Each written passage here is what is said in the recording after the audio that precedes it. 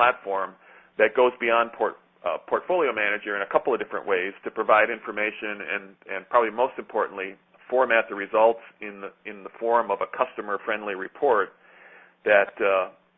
still retains the integrity of the data through an automated link that we've set up to Portfolio Manager.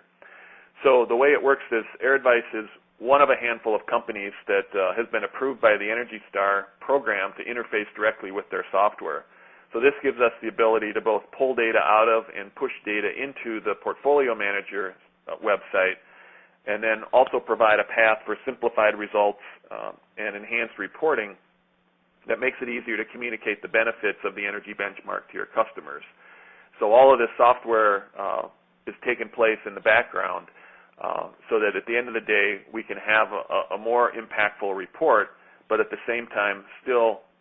reference back to the brand recognition that the ENERGY STAR program has.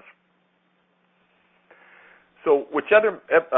method you use to crunch the numbers, what's most important at the end of the day is ultimately trying to drive action from it.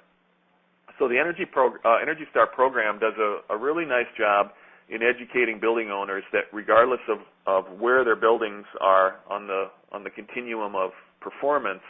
that there's an action that they certainly should consider taking. So buildings with an ENERGY STAR rating between 0 and 50 fall into the category that ENERGY STAR defines as invest. These buildings offer the most significant savings opportunities, typically through capital investments. So this is a good thing to know, certainly if you're a project salesperson, right, that a building is underperforming and that